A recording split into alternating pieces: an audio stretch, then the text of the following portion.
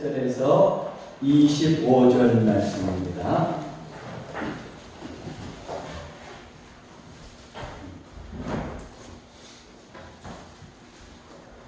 우리 계시의 말씀을 한 절씩 교독하겠습니다. 여호와 하나님이 이르시되 사람이 혼자 사는 것이 좋지 아니하니 내가 그를 위하여 돕는 벳풀을 지으리라 하시니라. 여호와 하나님이 흙으로 각종 주신다가 물에 각종 새를 지으시고 아담을 모으셔서 하시고 그것들을 계획으로 돌아가시니 아담이 학생을 부른 것이 우리 되었더라. 아담이 모든 가축과 공중의 새와 들의 모든 짐승에게 이름을 주니라. 아담이 돕는 뱃필이 없으므로 여호와 하나님이 하나님이 하늘에 하시니 하늘에 그가 그를 하나님께 살로 대신 세우시고 여호와 하나님이 아담에게서 취하신 그 갈빗대로 여자를 만드시고 그를 아담에게로 이끌어 오시니 아담이 이르되 이는 내 뼈중에 뼈요 살 중에 살이라. 이것을 남자에게서 취하였은즉 여자라 부르리라 하니라. 이러므로 남자가 부모를 떠나 그의 아내와 합하여 둘이 한 몸을 이룰지로다. 아담과 그의 아내 두 사람이 걸거벗었으나 부끄러워하지 아니하니라. 아멘. 할렐루야. 네, 지난 한 주간은 어떻게 봄이 아니라 여름으로 돌아간 그런 느낌이었습니다. 더운 중에도 여러분들 또 건강하게 생활하시기 바랍니다. 제가 우연히 유튜브를 보다가 영화를 소개하는 한 영상을 봤어요. 영화 제목이 이제 우리나라 영화인데 오늘은 좀 매울지도 몰라 라는 그런 제목의 영화였습니다. 내용이 대략 이런 거였는데 작가인 남편하고 출판사 사장인 이제 아내가 같이 살았는데 처음에 사랑해서 결혼을 했는데 오래 살다가 보니까 자꾸 성격이 부딪히는 거예요. 그러면서 이제 서로 부딪히는 일상을 경험하면서 이혼을 결심하게 됩니다. 그리고 이제 그 수속을 밟고 아마도 남편은 이제 집에서 떠나간 것 같은데 미리. 그런데 그 와중에 보니까 아내가 병원에 가서 진단을 받았는데 보니까 대장암 말기라는 거예요. 그래서 이제 마지막 생을 놔두고 이 아내가 이제 곰곰이 생각하다가 그래도 자기를 돌봐줄 사람은 그래도 이 남편이 아닐까 싶어가지고 남편에게 찾아가서 자기의 마지막을 좀 돌봐달라고 이렇게 부탁을 하고 남편도 이제 허락을 합니다. 그래서 남편이 다시 집으로 돌아오게 되고 그날부터 남편은 이제 아내를 위해서 음식을 장만하는 거예요. 여태까지는 남편이 할 수 있는 음식이라고는 오직 하나 뭐였을까요? 라면이었죠. 라면밖에 없었는데 이제 뭐냐면 아내를 위한다시고 이제 유기농 가게에 가서 재료를 사다가 정성스럽게 음식을 만들어 갑니다. 어쨌든 이제 그런 과정을 통해서 아버지를 원망하던 그런 아들도 아버지의 마음을 이해하게 되고 또 아내도 이제 애틋한 그런 서로 간의 그 사랑을 이제 남편과 아내가 주고받게 되는데 그러다가 몇 번의 이렇게 죽음의 고비를 넘기면서 이제 그 아내는 남편의 사랑과 정성을 먹습니다. 그러다가 이제 결국은 세상을 이제 떠나게 됐는데 이 영화는 그 강창래 작가라는 오늘은 좀 매울지도 몰라라는 그 원작을 바탕으로 제작된 영화입니다. 이 강 작가는 이 책에서 실제로 대장암에 걸린 자기 아내, 아마 이제 똑같은 이야기였을 것 같아요. 이혼의 위기를 맞이하고 뭐 대장암에 걸리고 그 말기에 있는 아내를 위해서 음식을 준비하면서 그 음식 조리법을 쓰고 자기가 어떻게 만들었다 그런 걸 쓰고 간단하게 이제 아내와 관련된 자기 감상들을 썼어요. 그렇게 해서 하나하나 이제 한 곡지씩 써간 것을 책으로 묶었는데 잔잔하게 이렇게 다가오는 감동이 있습니다. 인터넷 서점에서 독자의 리뷰를 보니까 이런 리뷰가 있더라고요. 어떤 독자는 조리법은 뻔한 거다. 뻔한 조리법을 써놓은 그런 글을 읽으면서 내가 왜 자꾸 이렇게 눈물을 흘리는지 모르겠다. 왜 그랬겠어요? 그냥 조리법만 게 아니고 그 안에 이제 헤어지려고 했던 그 부부가 오히려 병으로 인해서 헤어지려고 하는 그 앞둔 상황을 두고 그리고 서로 간에 애틋한 마음을 주고받고 있기 때문에 감동이 있는 거 아니겠습니까? 그는 이렇게 얘기하더라고요. 자기는 사실은 호텔에서 생활했으면 할 만큼 그렇게 게으른 사람이었다는 거예요. 근데 이제 아내를 돌보면서 그러면서 이제 요리를 하게 되었다. 이 과정을 통해서 이 작가는 어떻게 합니까? 아내를 돌보고 존중하고 사랑해 갑니다. 그렇게 성격이 안 맞아서 타인 같았던 아내를 예전에 연애할 때와는 다른 방식의 사랑을 하는 거죠. 그런 감정의 사랑이 아니라 또 다른 방식의 사랑으로 아내에게 다가갔어요. 그러면서 그 마지막을, 아내의 마지막을 통해서 가정에 이제 소중한 추억거리를 남겼다고 볼 수가 있을 겁니다. 하나님은 우리에게 공동체를 주셨고, 특히 가정을 주셨고, 그 가정에서 우리가 아름다운 삶의 이야기를 써내려가기를 원하고 계십니다. 부부간에, 그리고 또 부모와 자녀간에. 여러분들이 오늘도 또 이번 주간도 여러분의 삶의 생애 동안에 아름다운 그런 삶의 이야기를 써내려 가시고 그렇게 해서 하나님 보시기에 아름다운 가정과 공동체를 만들어 가시기 바랍니다. 지난 시간에 우리는 태초의 공동체에 대해서 살펴봤죠. 본문을 통해서 살펴봤는데 돌보는 배필을 통해서 태초의 공동체는 돌봄의 공동체예요. 갈빗대를 통해서 태초의 공동체는 존중의 공동체예요. 내 뼈 중에 뼈요 살 중에 살이라는 그런 아담의 고백을 통해서 사랑의 공동체임을 우리가 알 수 있었습니다. 이어서 오늘도 이제 태초의 공동체에 대해서 두 가지 정도를 더 살펴보려고 합니다. 첫 번째로 태초의 공동체는 어떤 공동체였느냐? 연합의 공동체였습니다. 24절을 같이 읽어보겠습니다. 이러므로 남자가 부모를 떠나 그의 아내와 합하여 둘이 한 몸을 이룰지어다. 하나님께서 아담이 혼자 사는 것, 그것을 좋게 보시지 않으셨잖아요. 그래서 그의 갈빗대로 여자를 만드셨어요. 그리고 여자를 데리고 오니까 이제 아담이 그 여자를 보고 이는 내 뼈 중에 뼈, 살 중에 살이라고 이렇게 고백을, 사랑의 고백을 했죠. 이때 성경에서 한 가지 선언이 나오는 거예요. 그게 바로 24절입니다. 근데 자세히 보세요. 이러므로 그러고 뭐라고 그랬어요? 남자가 부모를 떠나 그랬죠. 그리고 그의 아내와 합한다. 고대 사회에서는 결혼을 할 때 어떡합니까? 여자가 자기 본가에서 떠나서 남편에게로 와서 시집을 살게 되잖아요. 보통 다 그렇게 된다는 말이에요. 그런데 오늘 본문의 말씀을 보니까 어떻게 되어 있어요? 남자가 부모를 떠나 아내와 그의 아내와 합했다 이렇게 되어 있잖아요. 그러니까 이 말씀을 통해서 우리가 알 수 있는 것은 이것은 그저 그냥 고대 관례상에 한 여인이 집을 떠나서 시집으로 가는 그런 관례상의 물리적인 떠남만을 의미하지 않는다는 것을 알 수가 있어요. 즉 무슨 말이에요? 이제 사람이 장성하게 되고 그리고 가정을 이루게 되면 그러면 어떻습니까? 물리적인 떠남도 있을 수 있지만 그것과 더불어서 정신적으로도 경제적으로도 다 거기서 독립하고 이제는 새로운 공동체를 이루고 거기서 살게 된다는 것이죠.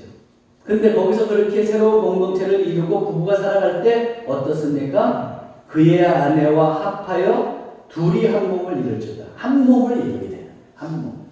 한 몸을 이루게 된다고 할 때에도 여러분들 이 의미를 그저 육체적인 하나라고만 생각하면 안 되겠어요. 육체적으로 또한 하나가 되기도 하지만 거기에는 그것과 더불어서 이제 어떻게 되느냐, 정서적으로나 모든 그 삶에 있어서 이 연합해서 부부가 살아가야 된다는 거예요. 생각과 행동에 있어서도 서로 연합할 수 있어야 된다는 겁니다. 뿐만 아니라 이 말씀은 단지 부부 차원이 아니고 공동체에서도 우리가 어떻게 살아야 된다는 거예요. 서로 연합하며 살아야 된다는 의미를 담고 있습니다. 특별히 하나님께서는 우리의 신앙 공동체 또한 더불어서 우리의 가정 공동체가 연합해서 살기를 원하세요. 먼저 우리의 신앙 공동체를 한번 볼까요? 예수님께서 요한복음 17장에 보면 이제 십자가에서 달려 죽으실 것을 미리 아시고 그 전에 이제 제자들을 위해서 기도하는 내용이 요한복음 17장에 나와요. 근데 하나님께 기도할 때 어떤 대목이 나오냐면 요한복음 17장 21절에 보면 이렇게 나옵니다. 아버지요, 아버지께서 내 안에 내가 아버지 안에 있는 것 같이 이미 성부 하나님과 성자 예수 그리스도께서 서로 하나가 되어 계시니 연합되어 있죠. 그렇게 있는 것과 같이 그들은 누구냐면 제자들도 다 하나가 돼요. 다 하나가 돼요. 하나가 되어서 우리 안에 있게 하사 세상으로 아버지께서 나를 보내신 것을 믿게 하옵소서. 제자들이 하나 되기를 원하시고 예수님께서는 그리고 하나 되어서 성부 하나님과 성자 예수 그리스도의 안에 있기를 원하는 그런 기도를 예수님께서 하고 계신 것을 볼 수 있어요. 이것을 통해서도 알 수 있듯이 하나님께서는 어떻게 하냐면 우리가 공동체를 이뤘을 때 공동체 안에서 구성하고 있는 사람들이 서로가 서로를 연합하며 살기를 원하고 계신다는 것을 알 수 있어요.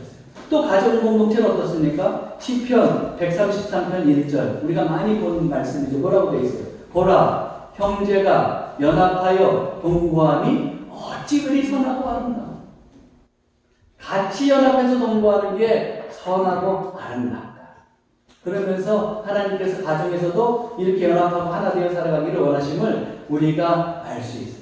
여러분, 교회 공동체가 언제 불행해질까요? 저 시골에 있고 교회가 작아서 교회가 별로 재정이 없어서 그렇지 않아요.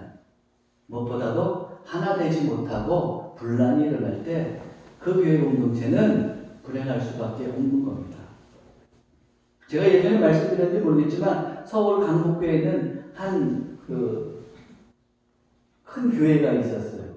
한 목사님이 우리 교단은 아닌데 그 목사님이 개척하시고 성실하게 목회를 해가지고 교회를 아주 크게 키웠어요. 그랬는데 어느 날인가 거기에 신천지가 침투한 거예요. 그리고 나서 어떻게 하냐면 목사님을 이제 음해하는 거죠. 교인들을 통해서. 그리고 중직자들 간에 이제 이간질을 해가지고 서로 불화하게 만드는 거예요. 그래가지고 어떻게 되냐면 교회가 반으로 딱 나눠져가지고 막 서로 다툰 거예요. 그러다가 이 일을 벌이다가 보니까 나중에 신천지가 침투했던 걸 안 겁니다. 그러면 우리 같이 현명한 사람들이면 우리 전립교회 같이 현명한 성도들이면 어떻게 했겠어요? 그 신천지만 이제 탁 제거하고 서로 연합하고 화목하게 나가면 되잖아요.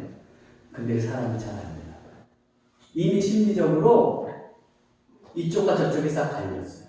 감정적으로도 서로 대결 구도에 들어간 겁니다. 그러다가 보니까 어떻게 되냐면 나중에 이제 신천지는 거기서 다 물러가게 된 거예요. 다 제거하게 되었어요.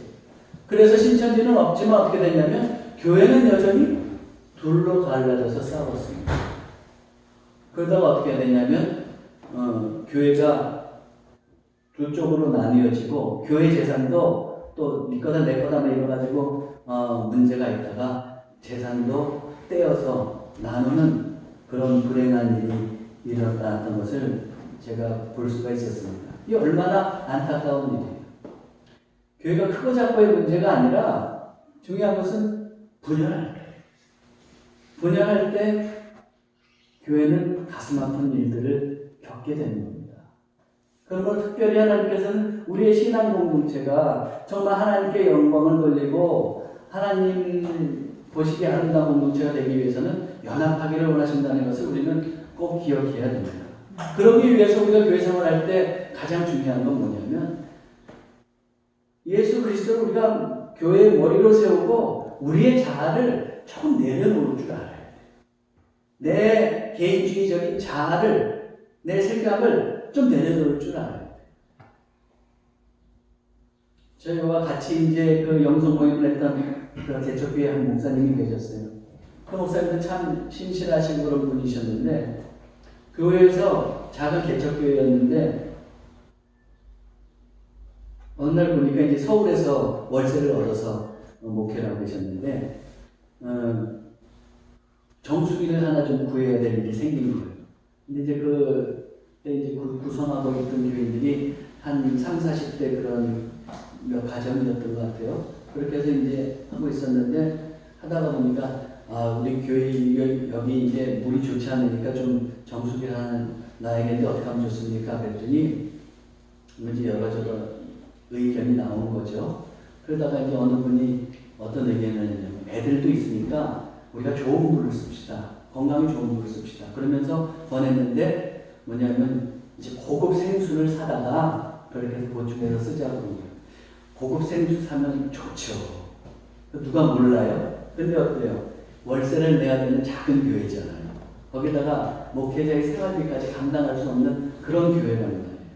그러다가 보니까 이렇게 현실적인 문제 때문에 좋은 의견이지만은 그 의견을 받아들이지 못하고 그냥 저렴한 정수기를 하나 놨어요. 했는데 그 정수기를 놓고 나서부터 그 다음 주부터 그렇게 그 고급 생수를 사자고 제안했던 그분이 안 나오는 거예요. 왜 안 나왔을까요? 자기의 의견이 무시됐다 이렇게 생각하는 거죠. 그러면서 안 나오니까 또 적게 모이는데 여러분들 빠지시면 안 돼 예배. 우리 적게 모이기 때문에 다 알아. 그쵸? 그래서 뭐냐면 작은 교회에서 한 사람이 한 가정이 빠지니까 눈에 탁 띄잖아요.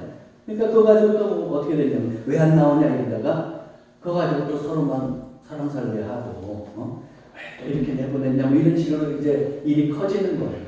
그러다가 큰 폭력을 겪는 그런 일들을 제가 이야기로 들은 적이 있습니다. 그러면서 이제 목사님이 굉장히 힘들어하는 것을 들은 적이 있었는데 여러분 보세요. 큰 교회에만 문제가 있는 게 아니에요.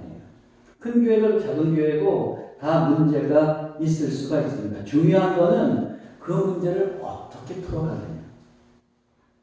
우리가 예수 그리스도를 언제나 좀 전제를 예수 그리스도를 교회의 머리로 생각하고 나의 생각을 나의 자아를 조금 내려놓는데 조금 내려놓고 연합하려고 하면 충분히 교회는 어느 교회건 문제를 해결할 수 있어요. 왜 그러냐면 믿는 사람들은 아니에요. 믿는 사람들은 선을 향해서 나아가는 사람들이고 성령께서 도와주시잖아요. 그러니까 그런 마음만 가지면 어떻게 하냐면 성령께서 도와주시고 그래서 다 회복해 갈 수가 있다. 근데 끝까지 어떻게 되냐면 내 자아를 내려놓지 못하기 때문에 때로는 교회가 연합하지 못하는 경우도 있습니다. 사랑하는 성도 여러분, 우리에게 하나님께서 귀한 가정의 공동체를 주시고 또 교회 공동체를 주셨는데 거기서 여러분들 나의 주관적인 자아는 좀 내려놓고 서로 연합하며 살려고 또 힘쓰고 기도하며 살아가시기 바랍니다. 공동체는 연합할 수 있어야 돼요. 근데 연합한다고 할 때 여러분들 한 가지 좀 기억해야 될 것이 있습니다. 연합과 회기는 구분되어야 돼요. 연합한다고 해서 뭐든지 그 공동체에 구성하고 있는 사람들의 다양성이나 개성을 무시하고 무조건 나를 따라 그러고 가는 것은 아니라는 말이에요. 연합이란 공동체원의 다양성을 인정하되 공통된 가치에 있어서는 하나 되는 것을 의미합니다. 다시 한번 말씀드릴게요. 연합이라는 것은 공동체원, 그 각 사람들의 다양한 긍정적인 그 성격이나 은사들이 있잖아요. 그 다양성을 인정해 주는 거예요. 그렇지만 그것을 인정해 줄 때 그렇다고 중구난방으로 나가는 것이 아니고 그 공동체가 공통적으로 가지고 있는 가치 있잖아요. 가치. 그것을 어떻게 하느냐면 그것을 추구하는 것에 있어서는 하나가 되어야 한다는 말이에요. 반면에 획일이라는 건 뭐냐면 개인의 다양성은 다 무시하는 거예요. 그리고 무조건 누군가의 말에 따라서 복종하고 따라가야 돼요. 그렇게 획일에 빠지다가 보면 어떤 일이 주로 일어나냐면 힘이 한쪽으로 쏠리죠. 그러면서 부패하고 또 불합리하게 되고 부정한 일들이 일어나게 되는 거예요. 그런 일이 가장 많이 일어나는 것이 어디냐면 이단이에요. 이단. 그렇죠? 이단의 교주들은 어때요? 자기 뜻대로 모든 사람들을 세뇌시켜서 다 자기 마음대로 해요. 그런데 심지어는 어떡합니까? 죽음에까지 일게 해도 거기 따라가잖아요. 그런 것은 잘못된 것이죠. 그러므로 공동체가 연합이라는 이름으로 획일화를 강요하는 것은 바람직하지 않습니다. 하나님께서 원하시는 연합은 획일이 아니라 다양성을 인정하는 거예요. 예를 들어서 한번 생각해 볼게요. 태초에 하나님께서 아담을 만드시고 여자를 만들어 주셨어요. 그러면 아담과 하와는 맨날 똑같은 일만 해야 돼? 한 몸이라고? 아니죠. 한 몸이지만 어떡합니까? 아담은 아담으로서 일을 하고 여자는 여자로서의 일을 하는 거예요. 그러면서 뭐예요? 하나의 가정 공동체를 아름답게 꾸려갈 수 있는 겁니다. 교회도 마찬가지예요. 교회를 구성하고 있는 많은 사람들, 그 사람들은 하나님께서 주신 은사가 다 다양하잖아요. 그 은사를 다양하게 사용할 수 있어요. 로마서 12장을 보면 사도 바울이 은사에 대해서 좀 이야기하고 있어요. 한번 볼까요? 12장 6절에서 8절 보면 우리에게 주신 은혜대로 받은 은사가 각각 어떻다 그랬어요? 다르다 그랬어요. 다르다.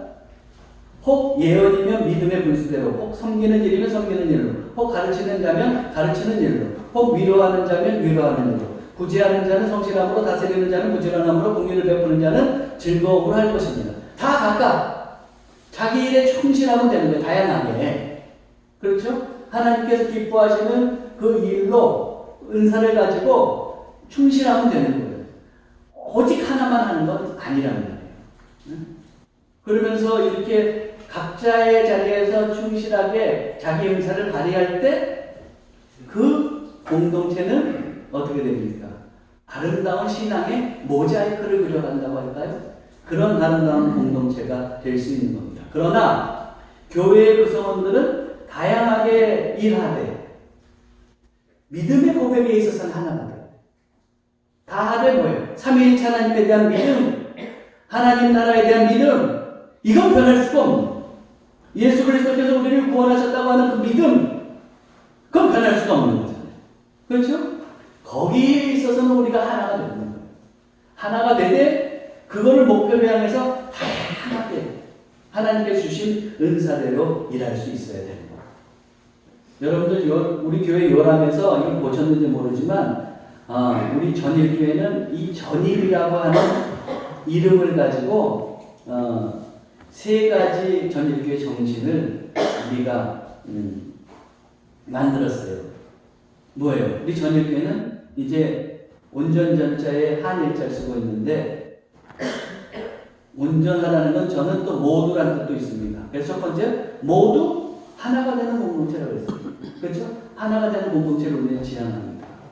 그리고 온전전자잖아요. 그래서 온전해지는 공동체를 우리는 지향해요. 세 번째는 뭐예요? 하나, 한일, 하나를 소중하게 여기는 공동체.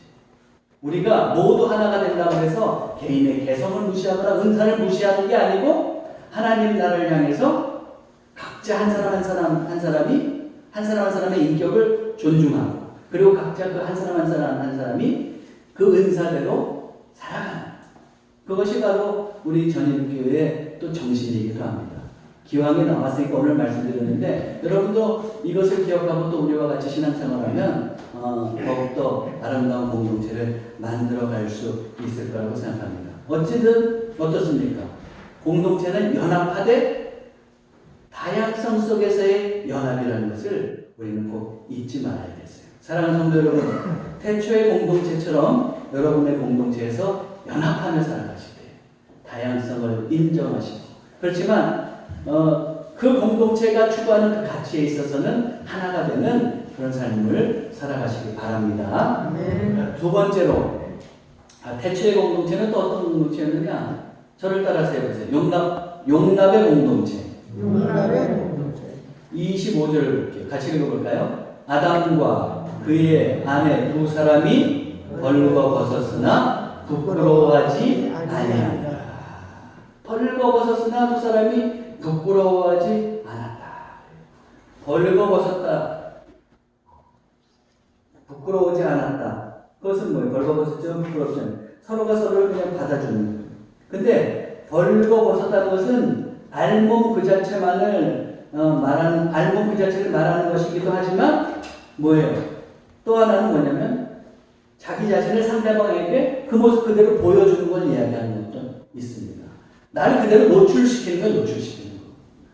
태초에 아담과 하와는 하나님께서 옷을 지어주시셨기에 벌거벗었겠죠. 그렇지만 그 벌거벗었다는 것에는 또 육체적인 의미도 있지만 더 하나는 뭐예요? 심리적인 행동에 있어서도 자기 자신을 그대로 드러내서 보여주는 거예요. 근데 사람이 누군가에게 나 자신을 그대로 해서 보여줄 때 상대방에게 꼭 마음에 맞는 그런 행동과 모습만 보여주겠어요? 부끄러워 살아보시니까 어떻습니까? 연애할 때는 근사하게 입고 나가셨잖아요. 향수도 바르고 머리도 깨끗하게 감고 그랬던 남편이 어느 순간인가 씻지도 않아. 그럴 수도 있고. 네? 그리고 함부로 뭐 방귀를 끼거나 코를 손에 갖다 놓거나 손을 코에 갖다 놓거나 그런 일은 연애할 때는 안 하셨을 거 아니에요. 근데 어때요?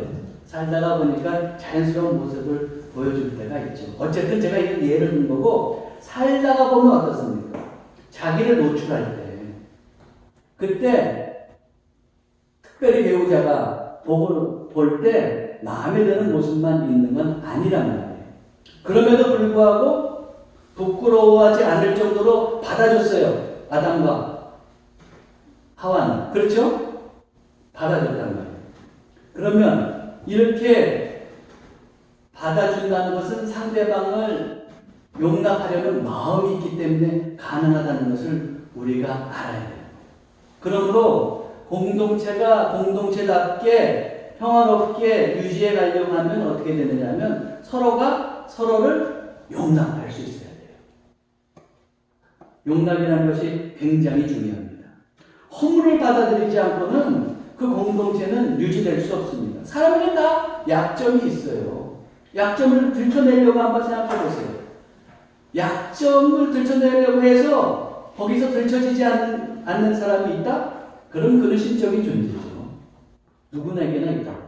그런 것이 있음에도 불구하고 품고 용납할 수 있어야 그 공동체는 바로 서갈 수 있는 거예요. 너그럽게 용납할 때 공동체는 설 수 있습니다. 과연 그러면 나는 가정에서 또 교회에서 일터에서 용납하고 살고 있는가 한번 생각해 볼 필요가 있죠. 혹시 상대방의 약점과 단점을 비난하고 지적하려고만 하지 않았는지 우리가 돌아볼 필요가 있습니다. 진정으로 내가 속한 공동체를 사랑한다면, 아낀다면 서로가 서로를 용납할 수 있어야 된다. 그러므로 공동체는 어떻게 되냐면 지적의 공동체가 되는 게 아니고 용납의 공동체가 되어야 합니다. 한번 좋은 말이니까 따라볼까요? 지적의 공동체가 아니라 용납의 공동체다. 용납의 공동체다. 특히 가정에서 우리가 용납하며 살아야 돼요. 가정이라고 하는 것은 법적인 잣대를 가지고 사는 거 아니잖아요. 그래가지고 뭐 잘못하면 너 그 잘못해서 당신이 잘못해서 맨날 지적하고 해보세요. 겁나서 어떻게 살겠어요. 가정에서 만약 자녀들을 키운다고 할 때 특별히 그렇잖아요. 자녀들이 얼마나 살면서 실수를 많이 해요. 그렇지만 거기서 어떻게 해요? 자꾸 교정에 가면서 건강한 사회인으로 만들어가는 그 과정 속에 있는 아이들이 거하는 것이 가정이란 말이에요. 그리고 대부분의 부모들은 어떻습니까? 그 가정에서 자녀들이 실수할 때도 많이 용서해 주는 거야. 용서해주고 그럴 때 좀 이렇게 해라. 교정도 해주면서 그러면서 격려하면서 건강한 사회인으로 자라도록 만드는 것이지. 잘못할 때마다 이거 잘못했어. 그럼 뭐 어린아이가 그 아직 똥오줌도 못 가릴 때 기저귀에다가 막 볼일 보고 너 왜 이렇게 기저귀에서 이럴 거예요? 그럴 수는 없는 거잖아요. 그렇죠? 많은 경우에 용납해 준다. 그러면서 어떻게 됩니까? 그 아이가 자라면서 하나의 건강한 인격으로 이제 성장해 가는 것이죠. 그래서 자녀들의 그 실수를 용납해 줄 수 있어요. 자녀들에게 있어서도 부모가 마찬가지예요. 부모는 합의는 하겠지만 아버지 엄마가 하나님은 아니잖아요. 그렇죠? 그러니까 어때요? 부모님도 살다가 보면 실수하실 수 있어. 물론 내가 부모님에 대한 기대는 크지만 실수하실 수 있다는 것을 기억하고 또 우리 자녀들은 부모님을 그대로 용납할 수 있어야 돼요. 부부간에도 마찬가지입니다. 서로 실수할 수 있죠. 약점이 있어요. 그거를 내 마음에 드는 부분만 받아들이려고 할 것이 아니고 그 외의 것도 우리는 용납하고 받아들여야 한다는 말이에요. 그럴 때 행복한 가정이 될 수 있는 겁니다. 완전한 결혼이라는 책이 있어요. 그 책 첫물에 보면 이렇게 딱 나와 있습니다. 당신의 배우자의 부족한 점을 적어보시오. 그럼 여러분들 어떻게 하겠어요? 그리고 빈 칸이 2페이지 정도 나와 있어요. 열심히 적으시겠죠. 그렇죠? 내 안에 그냥 까발리듯이 막 열심히 적었어요. 적었다 보면 뭐 어떻게 적으실까요? 마음속으로 한번 생각해 보세요. 5초만 드릴게요. 다 적었어요. 그리고 나서 이제 여러분들 적었다고 생각해 보세요. 그리고 그 다음 장을 탁 넘기잖아요. 그러면 거기에 이런 글이 써져 있습니다. 만약 당신의 배우자에게 당신이 앞 페이지에 적었던 그 점을 빼놓으면 당신의 배우자는 어떤 사람이겠습니까? 곧 천사이거나 신이 될 것입니다. 그 천사는 당신같이 문제 있는 사람과는 절대 결혼하지 않을 겁니다. 그래요. 다 서로 이렇게 부족한 모습이 있죠. 그렇지만 어떻게 되는 거예요? 우리는 천사와 사는 게 아니고 서로 부족한 사람끼리 살면서 보듬으라고 하나님께서 가정을 만들어 주셨잖아요. 그러니까 어떻게 해요? 서로 용납해야 돼요. 그걸 받아주다가 보면, 그리고 격려해 주다가 보면 어때요? 상대방이 힘이 난다고요. 잘못했다마다 왜 잘못했어? 뭐 하려고 벌써 겁이 나. 제가 저기 있잖아요. 눈치 보는 것처럼. 그럼 겁이 나. 근데 어떻게 해요? 그래도 우리 유지영 목사님께서 자주 쓰시는 말씀이 있는데 사모님하고 사실 때 되도록이면 잘했군 잘했어라고 그러시는데요. 그거 좋은 것 같아요. 잘했군 잘했어 그러다가 보면 어떻게 해요? 서로 힘을 내고 그리고 사람이 자기가 약점이 있는 걸 다 알거든요. 그러면 어떻게 해요? 격려해주면 스스로 고쳐나갈 수 있어요. 그러니까 우리는 서로 믿음의 가정이라면 서로 좀 용납할 수 있어야 됩니다. 아니 가정에서 용납 안 해주면 그 사람 사회에서 누가 받아줘요? 그러면 그 누가복음에 보면 그 집 나간 탕자의 얘기 나오잖아요. 그 둘째 아들이 얼마나 못된 아들이었냐면 아버지 살아생전에 유산을 달라고 그랬다고요. 요즘 같은 거 별일 없을 것 같지만 고대 사회에서 아버지 살아생전에 유산을 달라고. 유산은 죽은 다음에 주는 거예요. 그런 거예요. 아버지 보고 죽으라는 거랑 마찬가지지.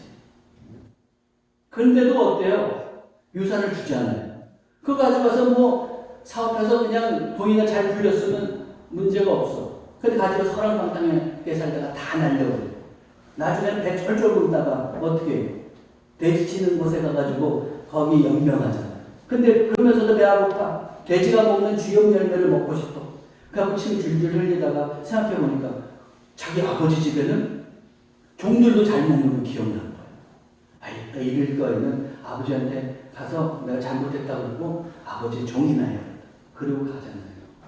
가는데 집을 향해서 가는데 거리가 먼데도 아버지가 기다리고 있다가 그냥 아들을 탁 안아주잖아요. 안아주면서 어떻게 해요? 새 옷을 입히고 손에 가락지를 끼고 그리고 신발을 신기고 거기 오면서 그냥 맨발로 안 나가. 그렇죠? 신발도 다 떨어졌겠지. 근데 그렇게 하면서 살찐 송아지를 잡아가지고 그냥 잔치를 벌이잖아요. 그렇게 아버지가 받아주면 그 아들은 그 다음에 가능성이 있는 거예요. 그렇죠? 새롭게 살 가능성이 열리는 거예요.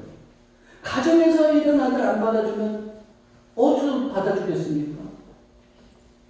그럼 여러분 기억하셔야 돼요. 우리가 먼저 가정에서 부모가 자녀가 부모를, 배우자가 배우자를 용납하고 받아줄 수 있어야 됩니다. 교회에서도 마찬가지예요. 서로 용납할 수 있어야 돼요. 여러분, 어떤 분들은 여기서 처음 전도받고 또 교회에 나온 그런 경험이 있는 분들도 있을지 모르겠어요. 아니면 교회를 옮기셔서 다른 교회로 가신 경우도 있을 거예요. 그렇게 새로운 공동체를 할 때 처음에는 사람들이 다 어때요? 친절하고 천사 같아요. 그런 경우 있을 거예요. 근데 살다가 보니까 조금씩 같이 이렇게 생활하다가 보니까 뭔가 조금씩 약점이 보이기도 하고 그래요. 그럴 때가 있단 말이에요. 그러면 그 허물이 보이고 약점이 보인다고 실망해가고 거기서 떠날까요? 안 돼요. 우리는 예수 그리스도를 믿고 구원받고 의인이라는 그렇게 칭함을 받았지만 여전히 우리는 부족한 인간이에요. 그래서 공동체에서 어떻게 합니까? 그 공동체가 내 기대대로만 돌아가진 않는 거예요. 그래서 본회퍼라고 하는 목사님이 신도의 공동생활, 그리스도인의 공동생활이라고 하는 책을 쓰면서 그분이 거기서 그렇게 얘기하는 거예요. 그 믿음의 공동체에서 내 기대와, 제가 좀 풀어서 얘기하고 있는 거예요. 내 기대와 달리 실망을 빨리 하면 빨리 할수록 좋다. 그것이 바로 그리스도인의 현실이고 영적인 현실이다. 그걸 깨닫게 해준다는 거예요. 그럼에도 불구하고 그 공동체를 품고 가야 된다고 그렇게 이제 보네포 목사님도 권면하고 있는 겁니다. 우리는 완전하지 않아요. 근데 교회에 있는 성도들 보세요. 다 하나님을 믿고 되도록이면 하나님 뜻대로 선하게 살아가려고 하는 분들이잖아요. 제가 보기엔 여러분들 다 그런 분들인데. 근데 어때요? 그런 분들이 때로 잘못할 때도 있는데 우리가 용납해주고 인정해주고 격려해주면 그분들도 스스로 깨닫는다고요. 물론 시간은 좀 많이 걸릴 수 있어요. 그럼에도 불구하고 우리가 용납하고 품을 때 그 사람의 삶이 바뀌고 우리의 공동체는 더욱 아름다운 이야기를 써갈 수 있다는 것을 여러분 꼭 기억하시기 바랍니다. 인터넷 뉴스를 보니까 이혜정이라고 하는 요리 연구가 아세요? 네. 얼굴이 저처럼 좀 엉고스름하게 생기신 그분이 계신데 그분이 무슨 오은영의 금쪽 상담소에 이제 출연했다고 그래요. 상담한다고. 근데 출연해가지고 이제 남편으로부터 사랑받지 못했던 거를 막 털어놨다고 합니다. 결혼 45년 차를 맞이했는데 이혜정 씨는 지금도 남편을 보면은 남편만 보면 화가 막 치밀어 오르고 남편에게 매일 뭐 가마솥밥을 해서 차려드린다고 그런가 그래요. 그러면서 얼마나 또 요리 연구하니까 음식을 잘 만들게 됐어요. 그런데 어때요? 남편은 그 음식을 먹으면서 와 맛있다 이런 소리 한 번도 안 해요. 자 그렇게 맛있는 음식 먹으면은 할만한데 한 번도 안 했어요. 그러면서 이분이 이렇게 고백합니다. 남편이 한 번도 고맙다는 말을 안 해줬다. 제가 밖에서 일을 하면서 칭찬을 많이 받을 때가 있다. 집에 와서 그런 이야기를 너무 늘어놓고 싶은데 혹여나 시답지 않게 생각할까봐 그냥 혼자서 말하지 않을 때 너무 눈물이 난다. 부부 생활에 있어서 가장 불행한 게 뭐겠어요? 내 배우자한테 인정받지 못할 때. 그럴 때 그것처럼 정말로 자기의 삶이 불행한 경우는 없습니다. 사람이 가정에서조차 용납받지 못하고 인정받지 못한다고 하면 그 사람이 어디 가서 대우를 받을 수 있겠습니까?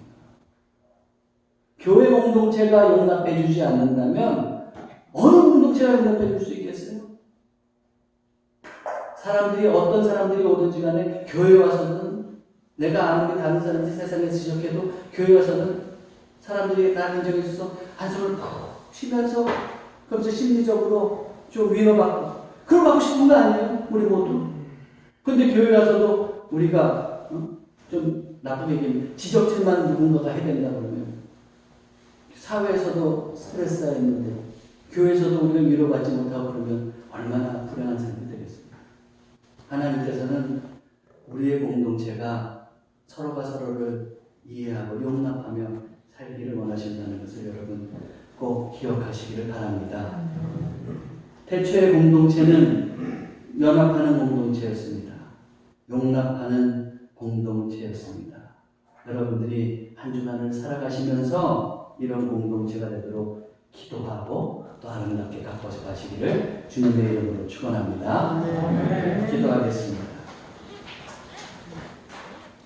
사랑의 하나님, 태초의 공동체의 모습을 따라 오늘날 우리의 공동체도 아름답게 만들어 주옵소서. 우리의 가정과 교회가 연합의 공동체가 되게 하옵소서. 믿음에 있어서는 하나 되게 하시고 다양하게 은사를 활용하며 섬기는 공동체가 되게 하옵소서. 또한 우리가 서로의 약점과 수치까지도 용납할 수 있게 하옵소서. 우리의 수치와 약점을 가정과 교회까지도 받아들이지 않는다면 우리는 설 곳이 없음을 깊이 깨닫고 서로가 서로를 용납하고 인정하고 격려하며 살게 하옵소서. 그리하여 우리의 가정과 교회가 세상의 어떤 공동체보다도 더 아름답고 본이 되게 인도해 주옵소서. 우리 주 예수 그리스도의 이름으로 기도하옵나이다. 아멘.